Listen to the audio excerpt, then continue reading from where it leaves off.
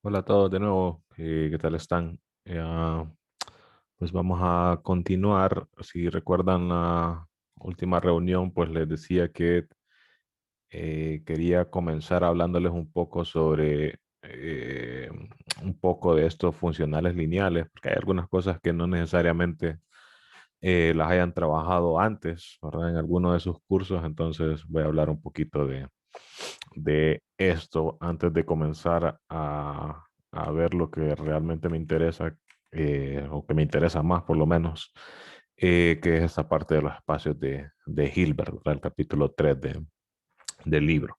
Entonces, esto siempre viene siendo como una especie de introducción para poder entender el lenguaje ese que se utiliza para hablar de espacios de Hilbert. Así que vamos a ver entonces qué es qué es esto de los funcionales lineales, que de hecho estos precisamente fueron los que le dieron el nombre a el área esta de análisis funcional, ¿verdad? Si recuerdan, pues el libro este, pues precisamente ese es ese es el título, ¿verdad? Análisis funcional. Y inicialmente, análisis funcional era prácticamente solo el estudio de esos funcionales lineales y luego se extendió a todo esto de los espacios de Hilbert y teoría espectral y pues muchas cosas más. O sea, se empezó con eso, pero después se fue expandiendo, ¿no? Ah, entonces hoy nos interesa primero pues conocer algunas nociones sobre esto de los espacios de los funcionales lineales, algunas de sus propiedades y también hablar un poquito sobre el concepto de espacio dual. Es probable que en algún curso de los relacionados con álgebra lineal de la carrera hayan hablado un poco por lo menos de estos dos conceptos, pero para asegurar, ¿verdad? Por si no, es que pues vamos a hablar de ellos hoy. Si no, pues pude haber dicho, bueno, seguramente esto lo vieron en qué sé yo, en álgebra lineal numérica o en geometría analítica vectorial, entonces vamos a empezar en el capítulo 3. Pero prefiero como asegurar, ¿no? Eh, Primero, fíjense algunas terminologías específicas del autor, porque hay otros autores que utilizan estos términos en otro sentido. Por ejemplo, les decía la vez pasada que normalmente en álgebra lineal, operador se le llama a una transformación lineal de un espacio vectorial en sí mismo, ¿verdad?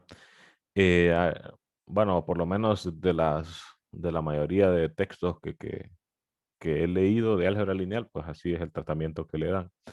Quizás esta noción es más de análisis, ¿verdad? Y acá fíjense que el autor le llama operador a cualquier función entre dos espacios normados, ¿verdad? O sea, ni siquiera le exige que sea una transformación lineal. Recuerden que dos espacios normados son espacios vectoriales también, ¿verdad? Por definición.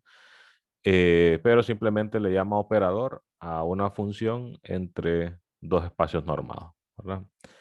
Luego, entonces, un operador lineal es lo que normalmente conoceríamos como transformación lineal, solo que las transformaciones lineales nosotros las definimos para espacios vectoriales, ¿verdad? Y entonces aquí operador lineal, según la definición del autor, es para una función entre dos espacios normados, o sea, ya se considera la estructura extra que da la norma, y que además es transformación lineal en el sentido usual, ¿verdad? Que se cumple las dos propiedades aquellas, ¿verdad? Que los escalares pueden como que salir, ¿verdad? De la transformación y que se preservan las sumas, ¿verdad? Entonces, un operador lineal entonces es una función entre dos espacios normados que además es transformación lineal, ¿verdad? Un funcional es funcional. Un funcional, aquí debe ser déjame ir marcando ahí los típicos errores de dedo que se me van ahí siempre. Un funcional entonces es un operador, o sea, una función entre dos espacios normados, de tal manera que el rango es un subconjunto ya sea de R o de C. Y entonces un funcional lineal es una función de este tipo, ¿verdad? Que además es transformación lineal, ¿verdad? O sea que esos son los que nos interesan. Son funciones que tienen como dominio un espacio normado y que tienen como rango, ¿verdad? Al menos algún subconjunto de R o de los complejos, ¿no? Eh, además, un término extra, esto fíjense que solo es como que redefinir aquello de las transformaciones lineales acotadas, que si recuerdan decíamos que no es la noción usual de una función acotada porque no tiene sentido para transformaciones lineales. Y pues aquí igual, ¿verdad? Un funcional lineal, ya estamos diciendo aquí que es una transformación lineal, como el rango es R, ¿verdad? O C, entonces los elementos de las imágenes, ¿verdad? De la función, estos son reales, por ejemplo, o complejos, ¿verdad? Entonces podemos hablar del valor absoluto o del módulo en el caso complejo. Y entonces decir que es acotado un funcional lineal significa que existe una constante, ¿verdad? Tal que esto es menor o igual que la constante por la norma del vector para cualquier vector que está en el dominio de la función, ¿verdad? Si se ponen a pensar, quizás los funcionales lineales como de repente más conocidos serían, por ejemplo, um, la derivada, por ejemplo, que tiene como dominio los espacios de funciones que son, que tienen derivada, ¿verdad? Y bueno, si la vemos así como solo como operador derivada, tendría que ser evaluada en un número, ¿verdad? Por ejemplo, tomo funciones, eh, déjenme escribir, vamos a poner cerrita por acá. Tendríamos que definir la derivada, algo así, ¿verdad? Como del espacio de funciones diferenciable, ¿verdad?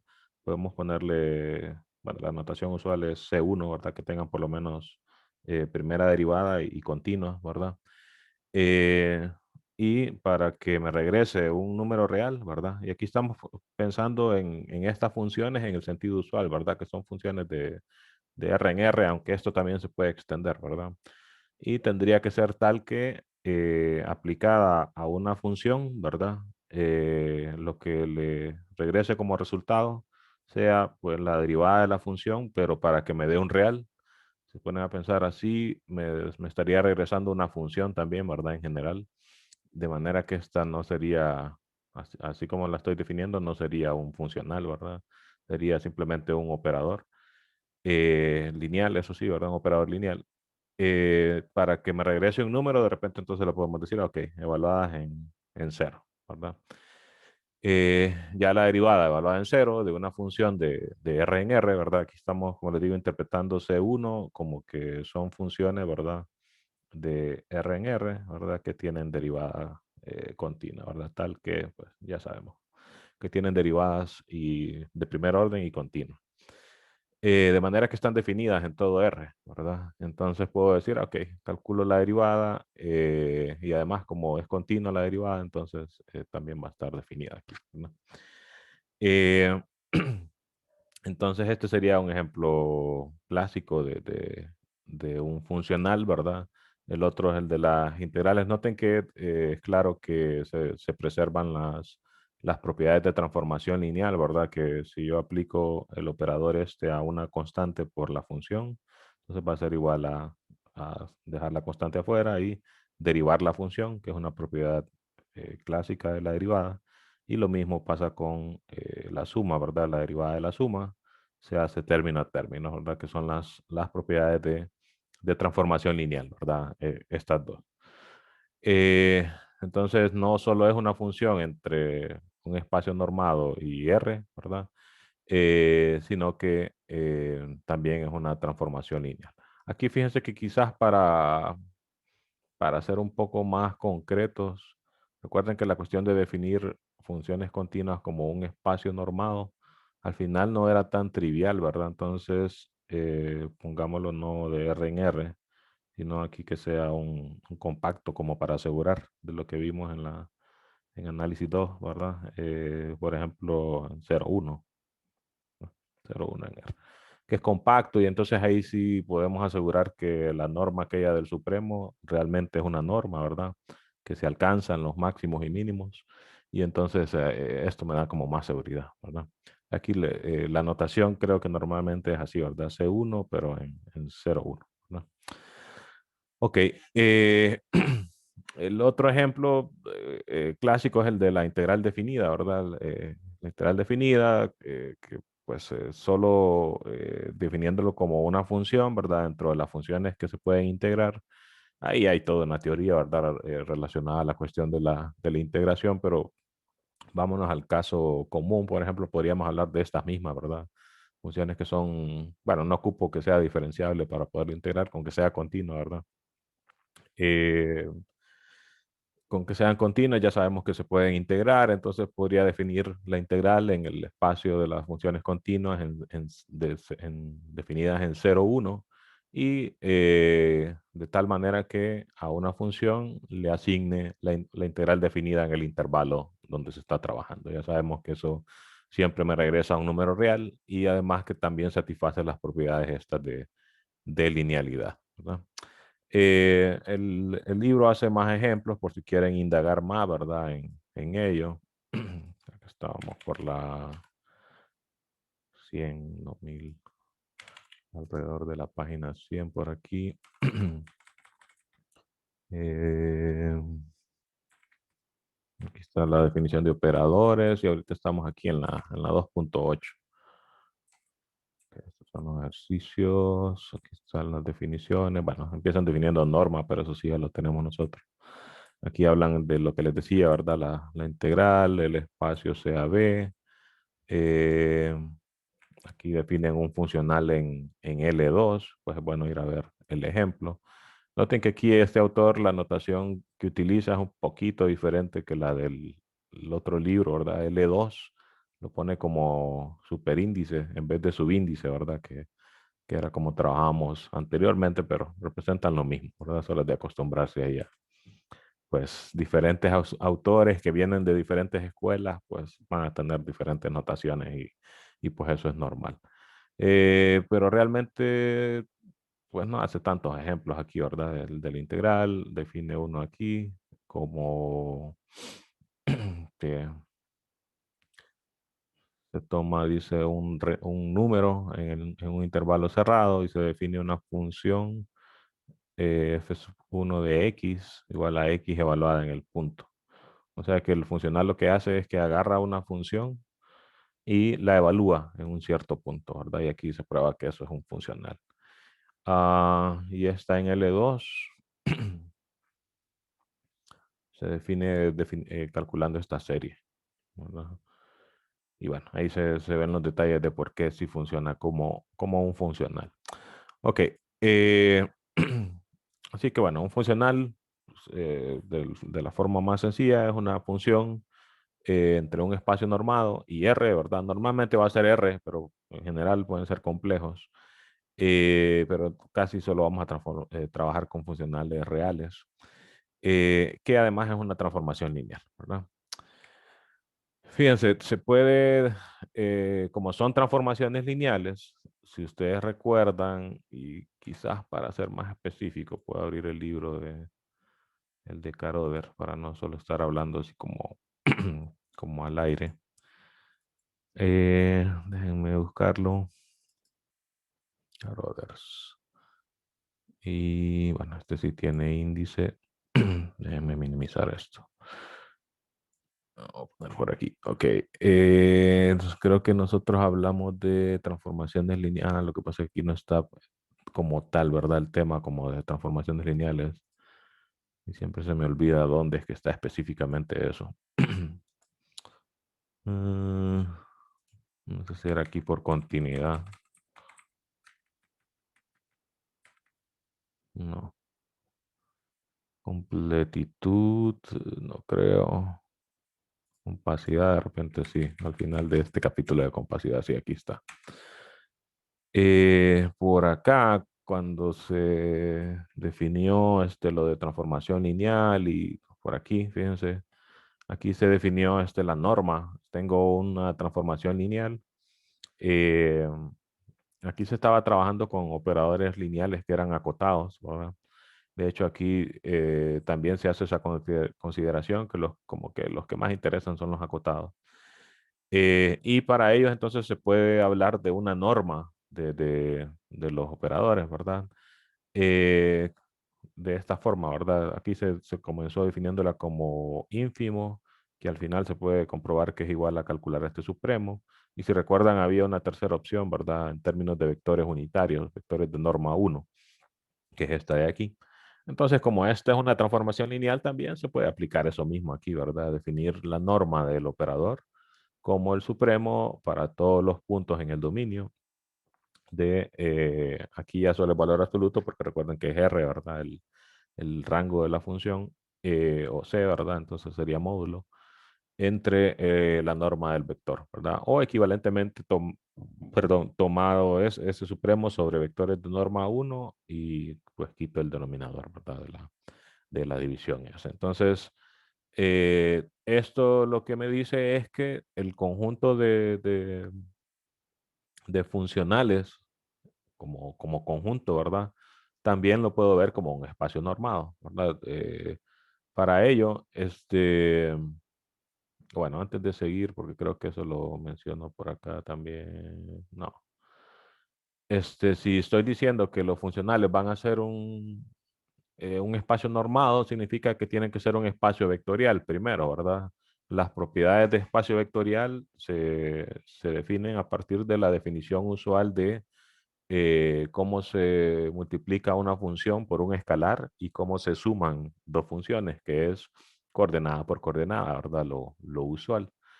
Con esas dos propiedades u operaciones, se prueba que el espacio de todos los funcionales y en general el espacio de todas las transformaciones lineales forman un espacio vectorial y por tanto, entonces, si yo ya sé que esto es una norma, entonces se transforma en un espacio normado, ¿verdad?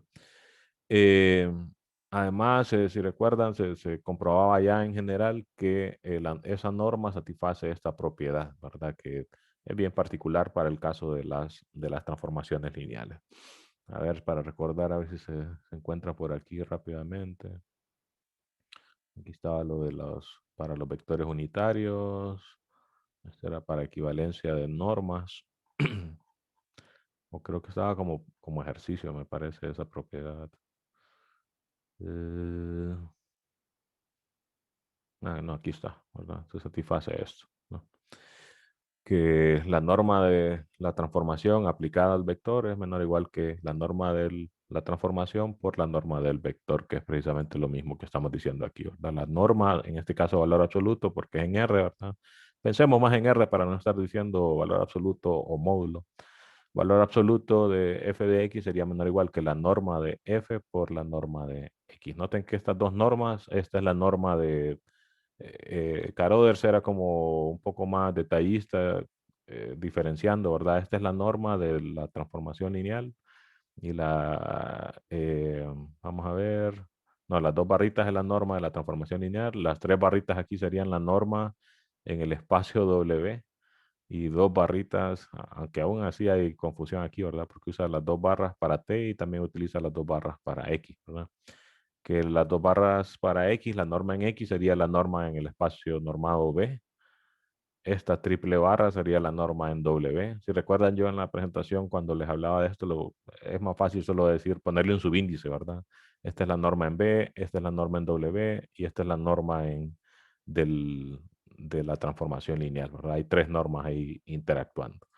Este autor dice, es como que se sobreentiende, ¿verdad? Si se le está aplicando a X y X está en B, por decir algo, ¿verdad? Entonces es la norma en B, ¿verdad? Si se le está aplicando la norma a la función, entonces es la norma del operador, ¿verdad? O sea, no hace distinción ahí de cuál es cuál.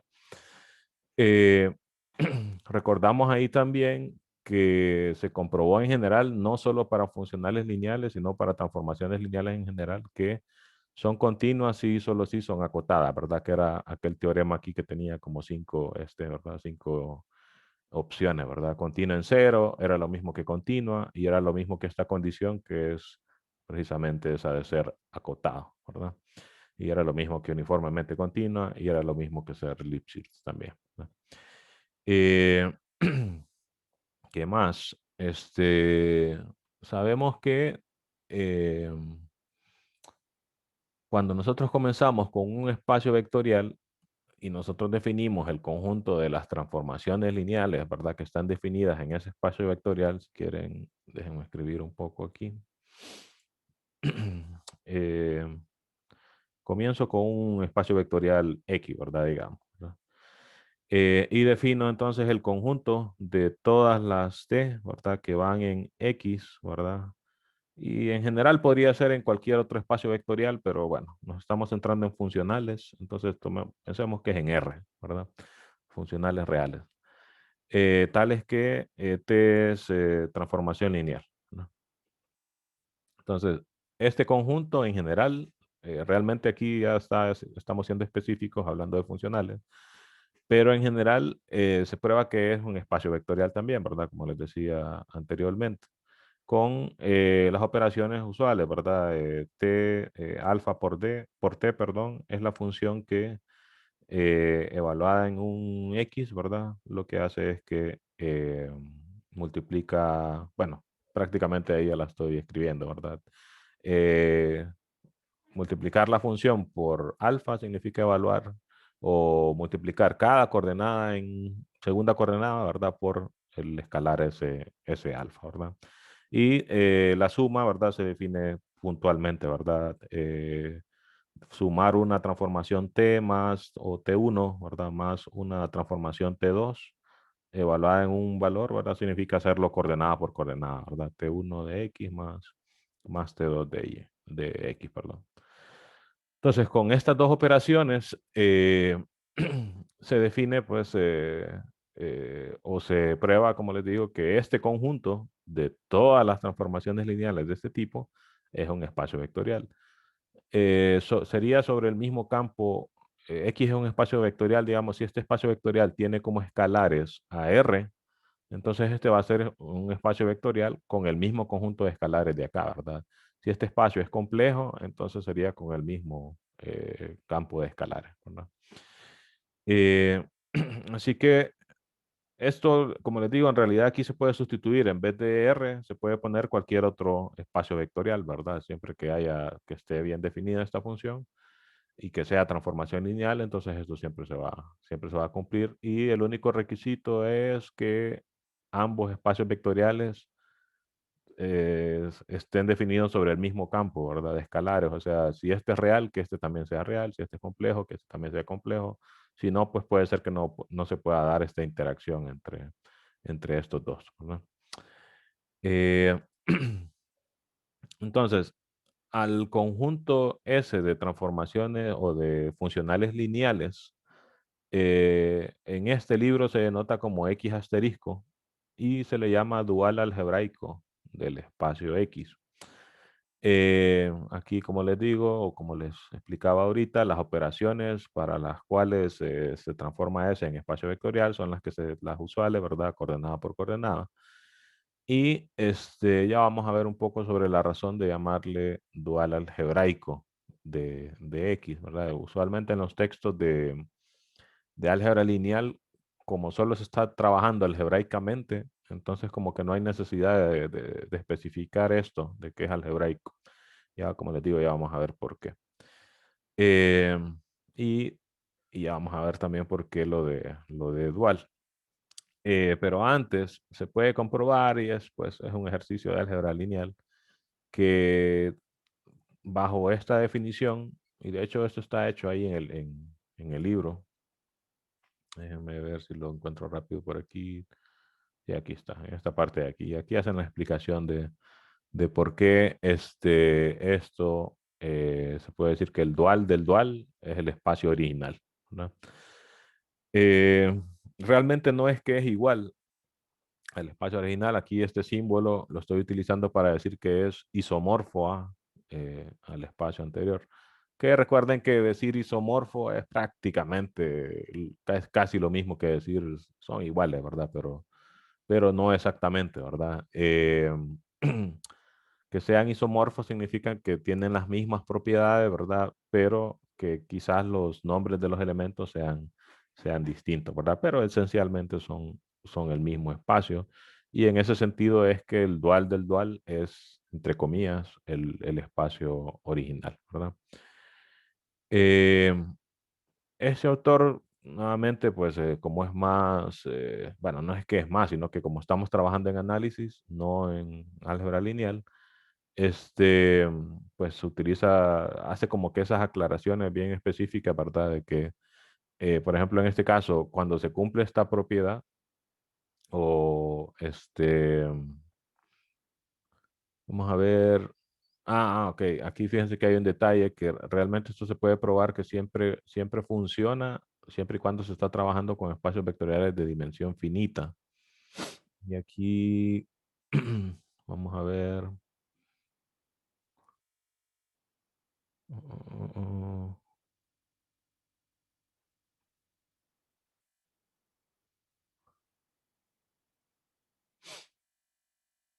déjenme ver. No, parece que no es requisito. Siempre funciona. Uh, sí, no, no se exige en ninguna parte aquí que sea que tenga que ser de dimensión finita. Yo creo que hasta algunas cuestiones más adelante es que sí tiene influencia la cuestión de si el espacio vectorial es de dimensión finita o no. Ok, pero bueno, entonces cuando se cumple esta relación, o sea, si yo digo, ok, este espacio es isomorfo a este, entonces el autor le llama a eso que los espacios son, o que el espacio vectorial es algebraicamente reflexivo, como queriendo darle un nombre a la propiedad esta, ¿verdad? Que si hago el dual del dual, me resulta lo mismo, ¿verdad? Aquí mando a ver la página 109, que supongo que es esa que estaba viendo ahorita, no, más adelantito. 109. Esto es como para ver los detalles sobre cómo se comprueba la cuestión de ser isomorfo. Ok. Eh, entonces, es un término nada más, ¿verdad? Es decir, cuando se da esta relación, entonces uno dice que el espacio es algebraicamente reflexivo. Esto era a lo que me refería, que sí es más adelante, fíjense, que cuando el espacio es de dimensión finita, entonces ahí siempre se va a dar esta propiedad. Y pues eso abre la pregunta y pues ahí les recomiendo leer un poco más de eso. No, es en el otro libro, 115. Porque recuerden que todo esto lo estoy haciendo más como una introducción, entonces no me quiero quedar mucho tiempo hablando de estas cosas porque hay varios detalles que son muchas veces más largos que complicados realmente. O sea, toma tiempo, ¿verdad? Meterse a ver todos los detalles. Por ejemplo, aquí fíjense precisamente lo que estábamos hablando, que si el espacio vectorial es de dimensión finita, entonces siempre se cumple esa propiedad, ¿verdad? Que era lo que les estaba diciendo ahorita. Eh, entonces esto da para pensar, habría que irse a ver si aquí en algún ejercicio me piden comprobar que si tengo un espacio de dimensión infinita, pues no necesariamente se vaya a cumplir esto, ¿verdad? Es lo que da para pensar este teorema, ¿verdad? Eh, ¿Qué más? Ya centrándonos en los espacios de dimensión finita, este, aquí es donde estos argumentos son los como que dan razón para a ese espacio vectorial de funcionales lineales llamarle dual. Si uno le llama dual a algo, de alguna razón está como queriendo decir que es como una copia, ¿verdad? De cierta manera, como un dúo, ¿verdad? O es una pareja que tiene bastante relación, ¿verdad? Entonces, la razón va más o menos en este sentido, fíjense. Entonces, comenzamos ahora con un espacio vectorial, pero ahora con dimensión finita, ¿verdad? Consideramos una base. Aquí fíjense que el autor utiliza bastante esta notación, si recuerdan, en Rn. Casi siempre esta notación se utiliza para hablar de los vectores estos canónicos, ¿verdad? Pero en Rn, ¿verdad? Pero aquí este X es un espacio cualquiera, entonces estos imagínense, el espacio puede ser qué sé yo, cualquier tipo de objeto, ¿verdad? Funciones, digamos. Por ejemplo, polinomios de grado menor o igual que tanto. Y entonces no necesariamente representa estos vectores, ¿verdad? Lo que sí es que si recuerdan de álgebra lineal, cualquier espacio de dimensión finita es isomorfo, como espacio vectorial por lo menos, eh, a Rn. Entonces, de cierta manera, como que sí, no hay tanto problema con en un espacio cualquiera, pero de dimensión finita, hablar de estos vectores, ¿verdad? Pero tengan cuidado, normalmente los denota así, pero no es que se está refiriendo específicamente a estos vectores, ¿no? Ok, si consideramos entonces un funcional lineal en el dual, ¿verdad? Recuerden que el dual se definió como el conjunto de funcionales lineales definidos en X, ¿verdad? Y tomó un X cualquiera en el espacio, entonces si esta es una base, recuerden que esto lo que significa es que puede escribir cualquier vector X en el espacio como una combinación lineal de los vectores de la base, ¿verdad? O sea, puedo hallar constantes tal que se puede escribir X como una sumatoria, ¿verdad? De cada constante esa o cada escalar por cada uno de los vectores de la base, ¿verdad? Como esta f es transformación lineal, entonces estas sumas se pueden separar y las constantes pueden salir, ¿verdad? De manera que se puede simplificar esto así, donde estos alfa i serían f evaluada en cada uno de estos vectores, ¿verdad? O sea, separo la suma, esto iría desde 1 hasta n, ¿verdad? Entonces separaría esto como f de C1 E1 más f de C2 E2 y así. Y luego saco los escalares, ¿verdad? C1 f de E1 más C2 f de E2, etcétera. Y entonces lo puedo reescribir así, donde estoy denotando estos f de E1, f de E2 como alfa 1, alfa 2 y así, ¿verdad? Eh, si nos vamos ya al caso más particular de Rn, entonces fíjense que cada uno de estos vectores, de cierta forma, se puede representar como un funcional, trabajando con la delta aquella de Kronecker, que estaba definida como 0, ¿verdad? Para j distinto de k, y 1 para j igual a k. De manera que si uno como que va evaluando esta función, ¿verdad? En estos vectores, entonces me va a dar como resultado pues las coordenadas precisamente del vector, ¿verdad? O sea, si evalúo esto en el primer vector, eh, me va a dar 1 solo en la primera componente, me va a dar 0 en todas las demás. Noten que esta función agarra un vector, me regresa como resultado un real, o sea que sí es un funcional, ¿verdad? Y entonces cada uno de estos vectores como que me genera uno de esos funcionales. Resulta que estos funcionales, como el dual está formado por todos los funcionales, ¿verdad? Entonces estas FK son elementos del dual, ¿verdad? Porque este tiene a todos los funcionales, ¿verdad? Entonces resulta que estos, F1 hasta Fn, forman una base para el dual, ¿verdad? Para X asterisco. Eso también es un resultado de álgebra lineal que tiene bastantes detalles. Aquí solo les pongo a ver la página 114, que ahí creo que es donde están todos esos detalles. Vamos a ver 114 aquí, ¿verdad? En este teorema, fíjense lo que dice el teorema, tengo X, un espacio vectorial de dimensión n, y esta una base para X. Entonces, F, formada por estos funcionales, es una base del dual, ¿verdad? Y además, se prueba aquí que la dimensión del dual es la misma dimensión de... Si esta es una base, entonces ahí mismo estamos diciendo, ¿verdad? Tiene n vectores, entonces la dimensión es la misma que la dimensión de X. Este teorema, aquí están los detalles, es una cuestión de aplicar esas propiedades de transformaciones lineales, ¿verdad? Y eso, para ver que de verdad es una base. Eh, y entonces noten que aquí ya estamos viendo una relación bien directa entre el espacio y su dual. Si nosotros juntamos esto con el hecho de álgebra lineal, que cualquier espacio de dimensión finita es isomorfo a Rn como espacio vectorial, entonces estaríamos diciendo que el dual algebraico, ¿verdad? De Rn es el mismo en los términos que estábamos hablando aquí, ¿verdad? En estos términos. Eh, no tanto de esta propiedad, sino de que son isomorfos, ¿verdad? Quizás no tienen exactamente los mismos elementos, pero son isomorfos. Y noten que no los van a tener, ¿verdad? Formalmente, los elementos del dual son funcionales y los elementos del espacio pues son cierto tipo de vectores. Aquí trabajando con Rn en particular, entonces los elementos del espacio son NAs, ¿verdad? Y los elementos del dual son funciones, ¿verdad?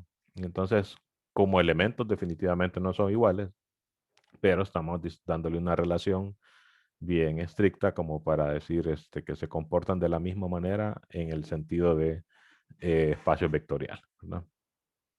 Um, entonces, esa es la razón para llamarle dual, ¿verdad? Que como son prácticamente el mismo, por lo menos para el caso este de dimensión finita, entonces tiene sentido decir que ponerle el nombre de dual a ese espacio de funcionales, ¿verdad? Es como el teorema este, ¿verdad? Es como la razón para llamarle dual, ¿verdad? A ese espacio, ¿verdad? Ok. Pero fíjense que se define otro tipo de dual y desgraciadamente pues se le da el mismo nombre. Tiene sentido darle el mismo nombre, pero hay veces que para quizás evitar confusión o dependiendo de la escuela que tenga el autor, hay veces que también se le llama adjunto o conjugado, que son nombres también que son comunes, ¿verdad? En este tipo de áreas.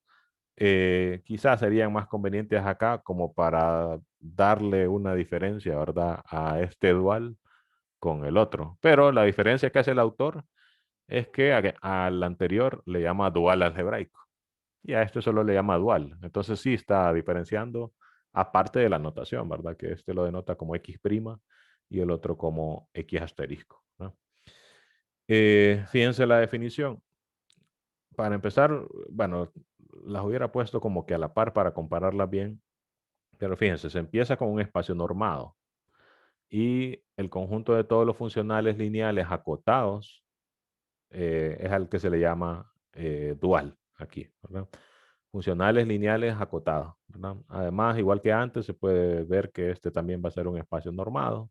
De hecho, no se ocupa, si ya funcionaba para espacios vectoriales, como dijimos antes, si es espacio normado, pues es un poco más, ¿verdad? Es espacio vectorial con una norma, pero esto se cumplía sin necesidad de que fuera, a ver, no, realmente sí, sí se ocupa, ¿verdad? Porque aquí estoy aplicando norma al vector X, ¿verdad?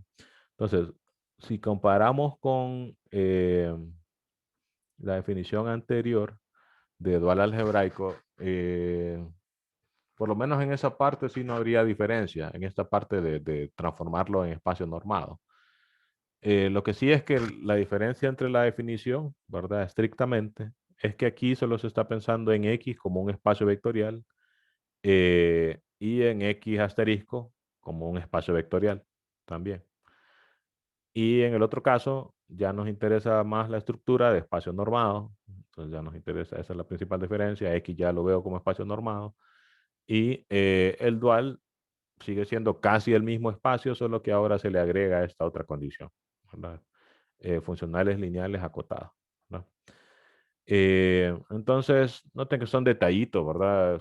Uno podría ponerse a pensar en la relación que hay entre estos dos espacios. Como aquí, por ejemplo, se le está exigiendo la cuestión de la norma, entonces, en todo caso, uno podría decir que quizás este es un subconjunto del otro, ¿verdad? Porque el otro exige menos, el otro solo exige que sea espacio vectorial, ¿verdad? De todas maneras, el dual en sí se puede, para ambos casos, se puede transformar en espacio normado, siempre y cuando el espacio vectorial de la definición algebraica pues ya tenga una norma, ¿verdad? Aquí sí ya se le está exigiendo, ¿verdad? Que sea espacio normado, entonces no hay problema. Allá es, ok, defino dual para el espacio vectorial y si tiene norma, ¿verdad? El X, entonces puedo hacer ese trabajo, ¿verdad? Acá, ¿verdad? Si es que aquí solo hablamos, sabemos que se puede definir esta norma eh, para transformaciones lineales, ¿verdad? Y esto todavía no lo estamos relacionando realmente con el concepto de dual. La definición de dual sería solo esto de aquí, ¿verdad? Entonces, si ustedes la ven estrictamente, solo me dice X espacio vectorial ¿verdad? El dual lo estoy definiendo como el espacio vectorial de los funcionales lineales, ¿verdad? Que tienen como dominio a X, ¿verdad? Y nada más. En el otro caso, la definición sí ya me exige que X sea espacio normado y que el dual sea el conjunto de funcionales lineales y acotados, ¿verdad? Entonces está como más restrictiva, ¿verdad? Esta definición. Y además, que noten que lo de algebraico es porque en el anterior solo considera la estructura de espacio vectorial, ¿verdad? Que es algo, pues, precisamente de álgebra, ¿verdad? Ya aquí se interesa la estructura de norma, que ya, pues, es más de análisis, ¿verdad? Pero como les digo, si hay incomodidad, también se le puede decir adjunto o conjugado, ¿verdad? De todas maneras, pues se denota como X'. Y por teoremas anteriores también se puede comprobar que este conjunto, este espacio, es completo, ¿verdad? Y eso viene, no me puse, fíjense, me hubiera puesto a buscar dónde estaba el teorema ese específicamente, pero si recuerdan, había un teorema que decía el conjunto BXY de las transformaciones lineales acotadas era completo siempre y cuando el codominio fuera completo, ¿verdad? Eh, ese debe estar por aquí en alguna parte. Aunque si se está hablando hasta allá de transformaciones lineales, quizás esté allá mismo. Pero déjenme ahí ver esto rápido, a ver si lo encuentro rápido ese teorema. Aquí ya hablan de los de Banach. Y no, después se va a otros resultados allá. Debería estar por aquí al final de este capítulo.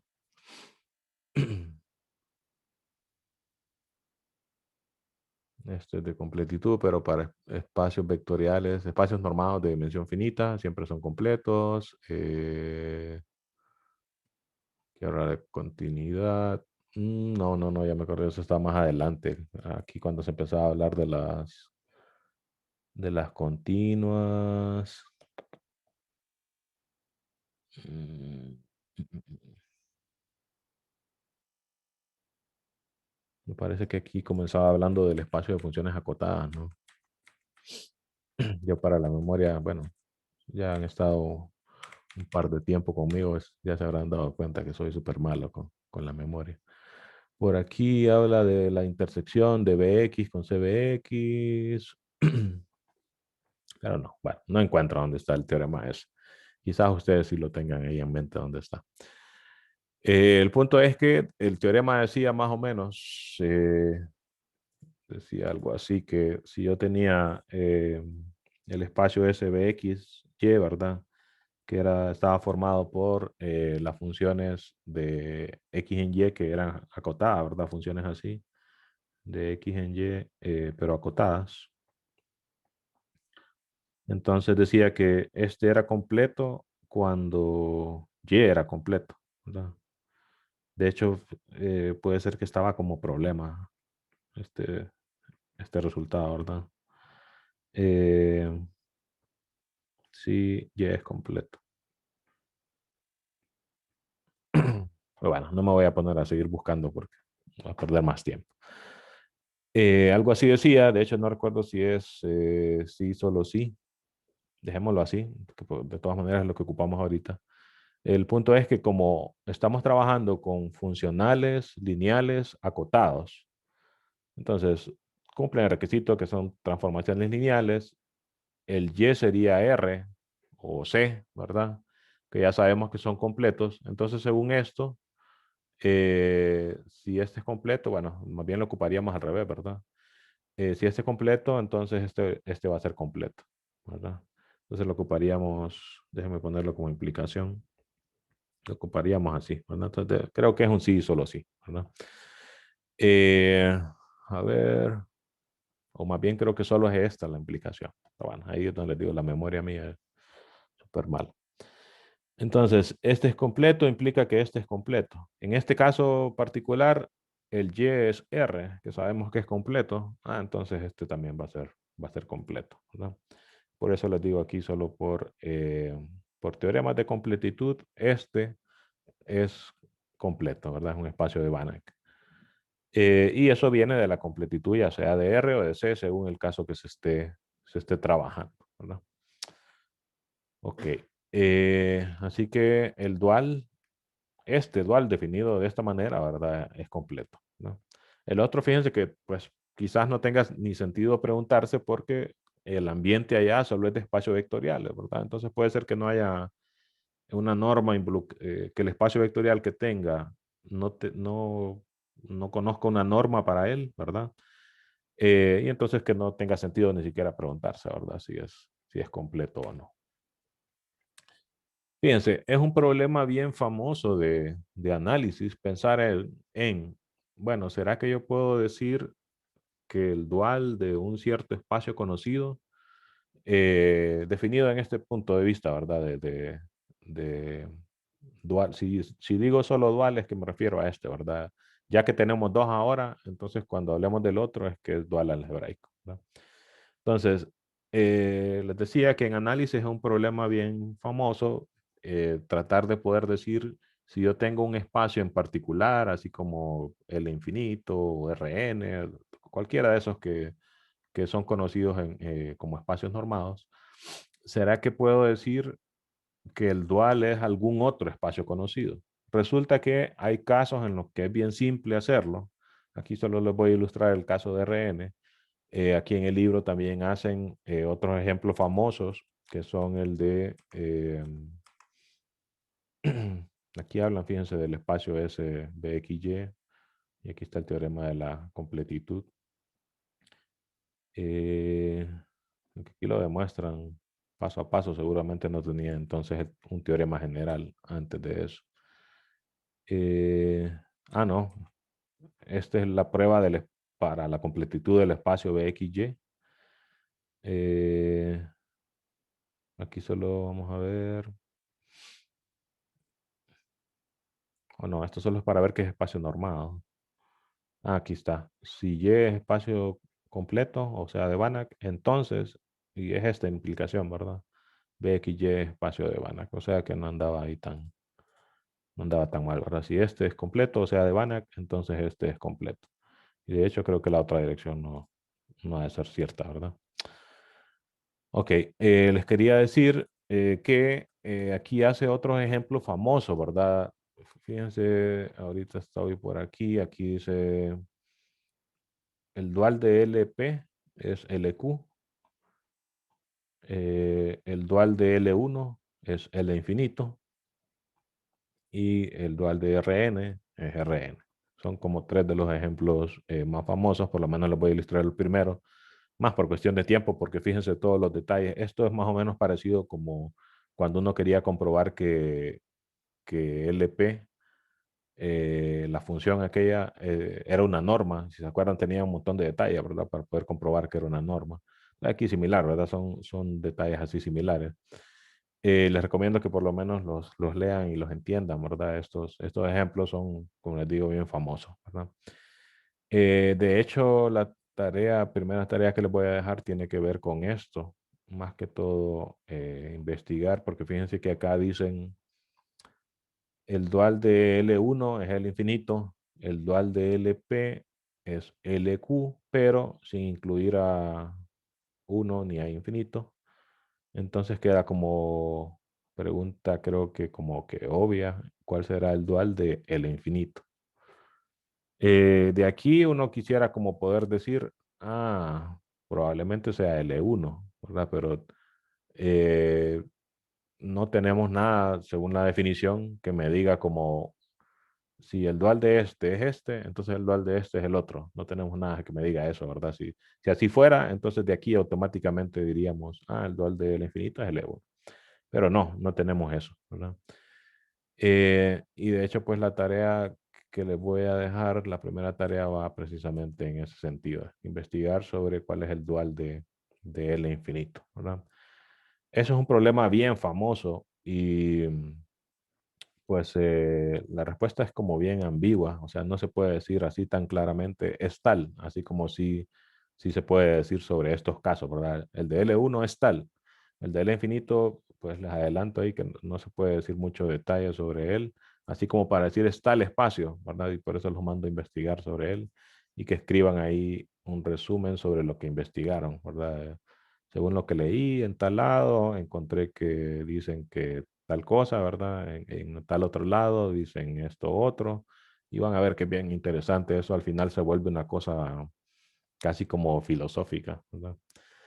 Eh, por cierto, les cuento una anécdota que cuando estaba de estudiante, precisamente en este curso, eh, el profesor nos puso en el examen, ¿verdad? Diga cuál es el dual de L infinito. Y pues obviamente él seguramente ya sabía que era una cuestión ambigua y lo que quería ver era ver que, supongo yo, a ver qué escribía uno, ¿verdad? Entonces lo chistoso es que uno, pues cuando está en un examen, uno busca demostrar lo que le piden, ¿verdad? Si me dicen demuestre tal cosa, en el examen uno, si no sabe, pues hasta se inventa, ¿verdad? Saca unas teorías locas y uno llega a lo que sea, ¿verdad? Entonces ahí, pues, cada quien, me gustaría, me gustaría ver lo que escribí yo ahí, ¿verdad? En ese examen, pero lastimosamente no, el profesor se quedó con ellos. Pero el problema lo puso él como para, vamos a ver qué escriben esto sobre, o si por lo menos se pudieran estudiar y ver que realmente ese problema es bien ambiguo, ¿verdad? Creo que esa era más o menos la intención del profesor. Ok, fíjense, más o menos cuando uno quiere hacer esto, de decir cuál es el dual de tal espacio, fíjense cuál es más o menos la lógica del problema. Eh, Primero, una observación es que, eh, como habíamos dicho antes, todas las transformaciones lineales en espacios de dimensión finita son acotadas, que es lo que dice precisamente este teorema. Entonces, el dual algebraico lo definimos como todas las transformaciones lineales. El dual lo definimos como las transformaciones, las funcionales lineales, perdón, acotadas. Entonces, si todos los funcionales lineales son acotados según este teorema, pues estos dos son lo mismo, ¿verdad? Eso solo es un comentario. Que en general no necesariamente va a ser cierto, ¿verdad? Claramente no siempre va a ser que cualquier conjunto de funciones de este tipo va a contener solo funciones acotadas, ¿verdad? No es loco pensar que no. Eh, Fíjense, primero, por lo visto anteriormente, y aquí creo que ya, aquí debería de ser el otro dual, porque es el que interesa realmente aquí, ¿verdad? El dual, no el algebraico, sino el nuevo. Eh, Todo funcional lo podemos escribir así, ¿verdad? Eso porque, por lo que dijimos acá con los alfas, ¿verdad? Similar a esto, ¿verdad? Que si yo ya tengo una base, entonces puedo escribir f de x de esta manera, ¿verdad? Donde estos alfa i, pues son el funcional evaluado en cada uno de los elementos de la base, ¿verdad? Entonces aquí similar, solo que a eso se le llamó gamma sub i, ¿verdad? Y esto es una base de RN. Como estamos en RN, podríamos pensar en la base canónica incluso, ¿verdad? De manera que el funcional va a estar como que totalmente determinado por cuáles son los resultados de evaluar el mismo, ¿verdad? En cada uno de los elementos de la base. Si yo tengo esto para cada vector de la base, entonces yo puedo escribir cuánto vale f de cualquier x, ¿verdad? Con esta fórmula. Eh, por la desigualdad de Cauchy-Schwarz, nosotros sabemos entonces que el valor absoluto de f de x, bueno, primero solo sustituyo, lo puedo escribir así, desigualdad triangular, y acá, de acá para acá, Cauchy-Schwarz, ¿verdad? Noten que aquí sería valor absoluto de f de x es esta sumatoria, ¿verdad? Es una suma finita. Por la desigualdad triangular es menor o igual que término a término, ¿verdad? Y por Cauchy-Schwarz, que decía que la sumatoria de estos productos se podía separar como raíz cuadrada de la suma de los primeros elementos al cuadrado por lo mismo con los otros elementos, ¿no? Pero esto de acá es precisamente, como estoy en Rn, es la norma euclidia, ¿verdad? Del vector. Noten que el vector, sus componentes, ¿verdad? Son estas de aquí. Entonces, la norma es la suma de las componentes al cuadrado, ¿verdad? Y la raíz cuadrada de eso. O sea que esto es precisamente la norma del vector. de manera que esto es igual a esto, ¿verdad? Si tomamos entonces el supremo en vectores unitarios, ¿verdad? Que precisamente es la norma, el supremo en vectores unitarios, ¿verdad? De X, del valor absoluto de F, entonces eso me da la norma, ¿verdad? Eh, de F es aquí tengo otro error. Entonces va a ser menor o igual que esto de acá, y como la estoy tomando el supremo en vectores de norma 1, entonces solo me va a quedar lo del lado derecho, ¿verdad? Aquí es norma de F de X, ¿verdad? Y observamos que además la desigualdad de Cauchy-Schwarz se cumple, la igualdad es una desigualdad, ¿verdad? Pero la igualdad se cumple si el vector que considero es precisamente el que tiene como componentes esta gamma sub i, ¿verdad? Si eso pasa, entonces aquí estos c sub i serían los mismos gamma sub i, y entonces la desigualdad por propiedades del valor absoluto realmente se va a volver una igualdad, ¿verdad? Y entonces, como estoy tomando el supremo en todos los x, y es para uno de ellos, ¿verdad? Eso se cumple, entonces realmente esta desigualdad eh, es una igualdad, ¿verdad? Lo que estoy diciendo entonces es que la norma de un funcional de ese tipo es precisamente, aquí me comí en un medio también, esto lo escribí anoche como a la medianoche, por eso es que suelo cometer varios errores ahí. Déjenme recordar ahí para remarcar ahí para recordar que falta el un medio ahí. Entonces estamos diciendo que la norma del funcional se calcula pues igual como se calcula la norma de un vector en R2, ¿verdad? Que es tomar la raíz cuadrada de la suma de las componentes al cuadrado del vector, ¿verdad? O sea que la norma de f es precisamente pues la misma norma euclidia, y la norma de f es precisamente la norma de este vector c, donde C está dado por estas componentes gamma sub i, que eran las imágenes del funcional en cada uno de los vectores de la base con la que partí, ¿verdad? Entonces, si nosotros definimos una función que a un funcional, ¿verdad? De estos le asigne ese vector C, que lo puedo calcular precisamente con el mismo funcional, esa función entonces va del dual al mismo espacio, ¿verdad? Rn. Entonces esta función preserva la norma, porque la norma de f probamos aquí que es la misma norma de c. Entonces, preserva la norma, es lineal, eso se puede comprobar por las propiedades, ¿verdad? De la norma, y se puede comprobar ahí que es biyectiva. Por ejemplo, el hecho de que preserva la norma me lleva a que preserve las métricas, y si recuerdan, las funciones que preservaban las métricas eran aquellas isometrías que llamábamos, ¿verdad? Las isometrías siempre eran inyectivas. Eh, Habría que hacer el paso extra de comprobar que es sobre también, ¿verdad? Esta función. Y el punto es que al final es un isomorfismo, ¿verdad? Entre espacios normados, ¿verdad? No solo entre espacios vectoriales. Si solo quisiera que fuera isomorfismo de espacios vectoriales, solo pruebo que es lineal y biyectiva, ¿verdad?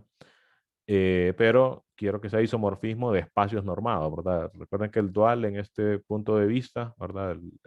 Como se definió aquí, es entre espacios normados. Entonces, ocupo que sea transformación lineal, ocupo que sea biyectiva y ocupo que preserve las normas, perdón, para decir que es un isomorfismo y concluir que los dos espacios son isomorfos, o sea que son prácticamente la misma cosa, ¿verdad?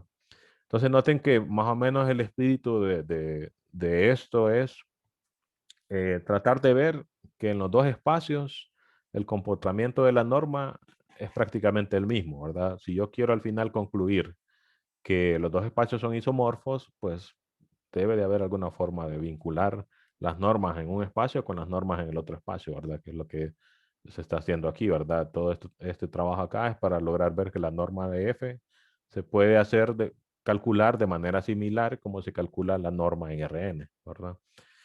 Y a partir de eso, además, se definió una función. Recuerden que el problema de comprobar que dos espacios son isomorfos tiene que ver con construir una función y que esa función cumpla con los requisitos, ¿verdad? Que es, acá es que preserve la norma, que sea lineal y que sea biyectivo, ¿verdad?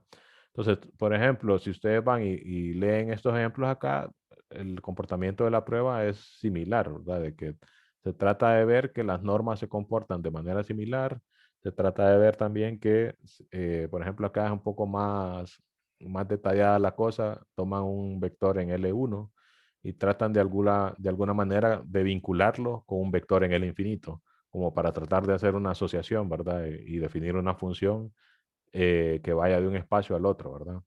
Bueno, de L1 dual, fíjense aquí el prima ese está ahí al final. Toman un f en el dual y tratan de asociarlo con uno en el infinito, ¿verdad?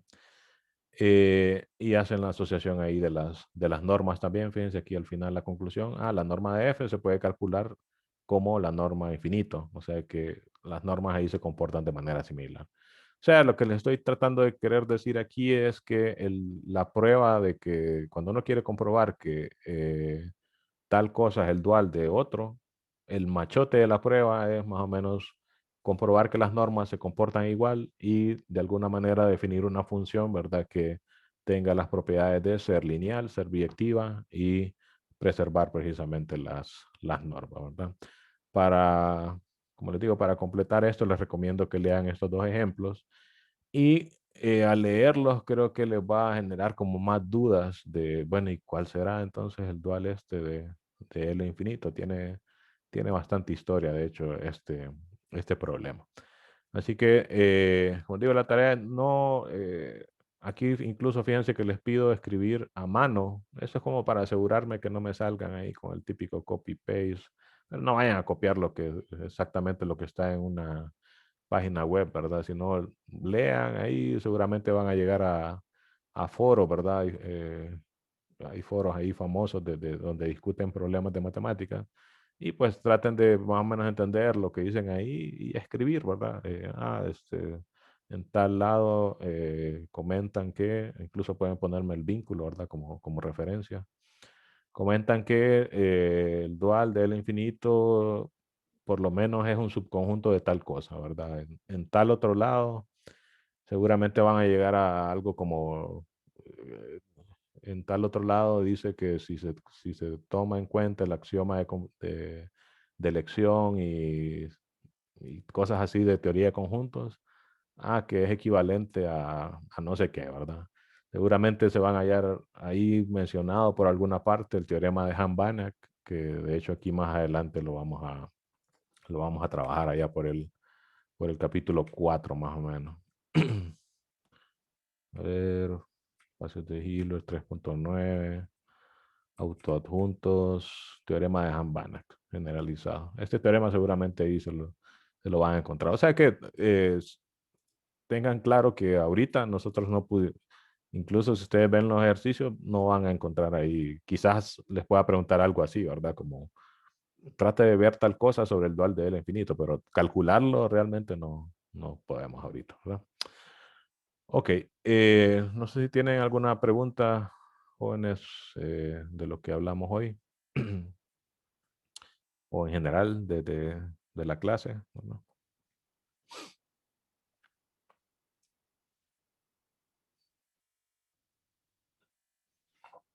Pueden levantar la mano o escribir.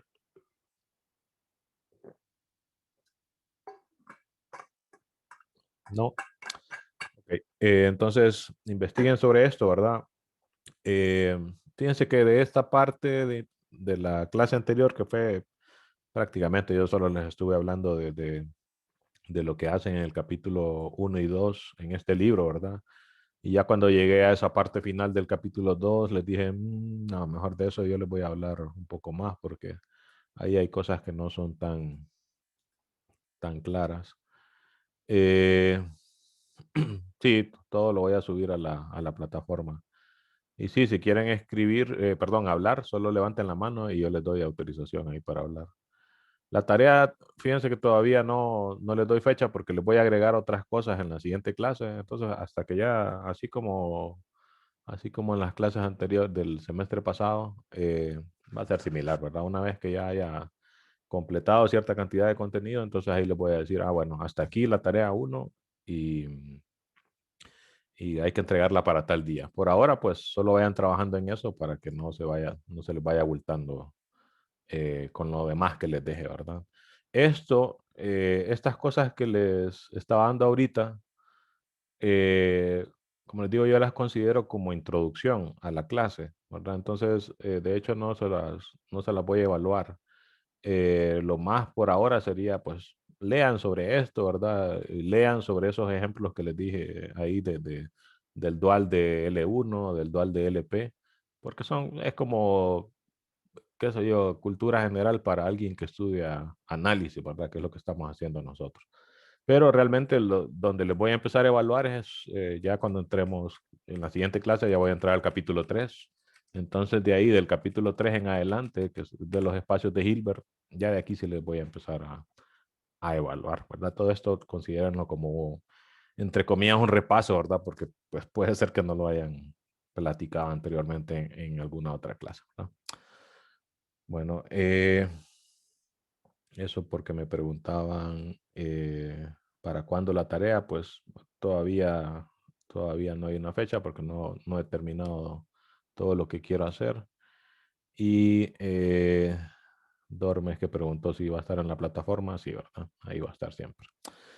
Bueno, pues nos veremos entonces la próxima, pendientes ahí para la próxima convocatoria o por si les pongo ahí un video. Esto se los iba a poner un video, pero al verlo, fíjense que prefería hablárselos así directamente. Nos veremos entonces. Saludos a todos.